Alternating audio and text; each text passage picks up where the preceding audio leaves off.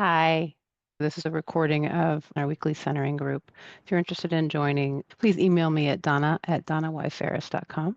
So we'll start off with a meditation. We always try to take the pulse of the room, and then also I have some ideas about this week that we might bring into a meditation, and then we'll do a little reading and share a little bit of thoughts around how to navigate this time that's starting to be called a demoralizing time is one of the phrases I'm hearing. And so we're going to look at some ways to combat that in a kind way to ourselves and maybe to the world too. So anyway, stay tuned and the meditation will be first, as I find meditation as a way to softly enter our room of collaboration and spirit and connection. So here we go. So start off with closing your eyes if it's comfortable for you. And if it's not, just leaving your gaze just beyond your lap a little bit. And just start to notice your breath. How is it today? Is it easy to breathe? Is it a little congested? Are you breathing fast or slow? And there's no wrong way, just noticing.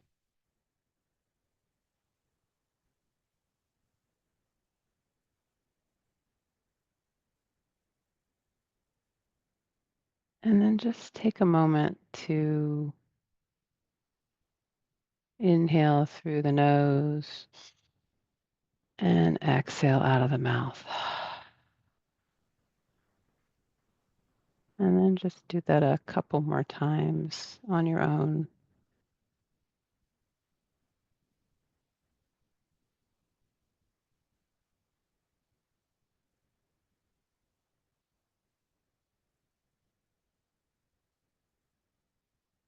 And then I just want you to start to visualize where you are.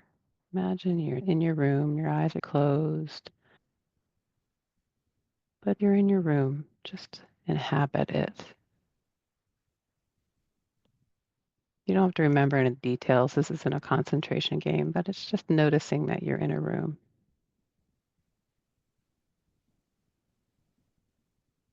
And then as you continue to breathe, imagine that your spirit or soul lifts from the body and comes out of the roof of your dwelling. And now you're looking down on the house or the building in which you live. And then let's imagine that spirit or soul flying higher. Don't go too fast, take it slow. Imagine yourself slowly rising up, maybe to an 8-story building and then a little higher. So now you're able to see maybe your little town or even the zip code that you live in.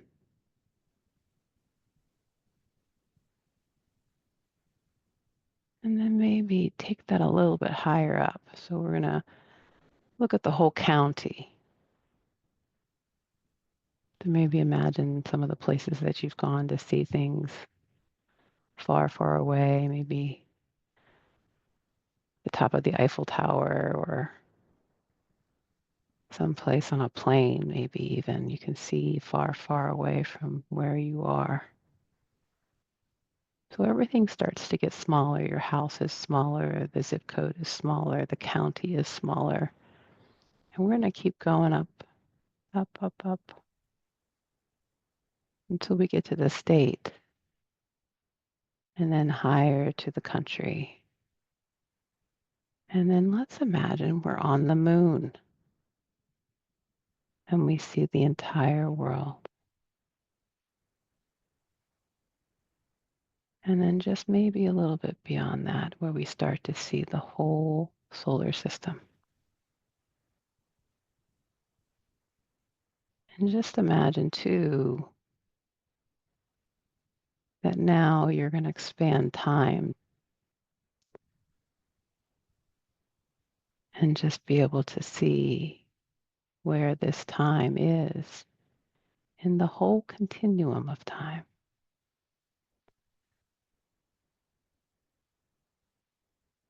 This is a truly macro view of where we are today, which can be helpful when we're feeling overwhelmed or helpless, or the phrase people are using is demoralized, hopeless, and helpless. But when we step back this far, we realize how little our world is, how our view is maybe a little small,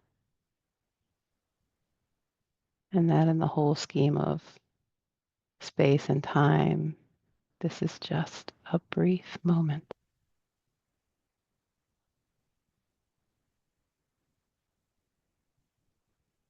Just breathe that in because it gives us possibility. It reminds us that this has happened before and people, love, always triumphs.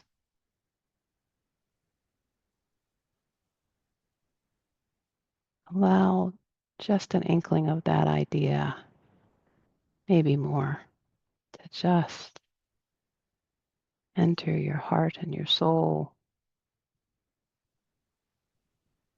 and breathe it in.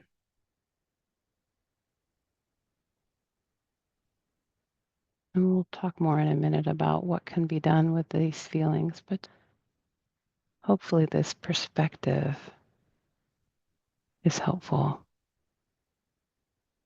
to starting that discussion. And let's come back. So we slowly come down, safely down to the moon. And then we whisk our way down further to that airplane level where we can see the state maybe, or now the county and the zip code. And then we see our dwelling. And then we are gently resting in the place where we started. Taking a few more breaths here just to let that experience permeate and do its job. And when you're ready, and only then, open your eyes and come back.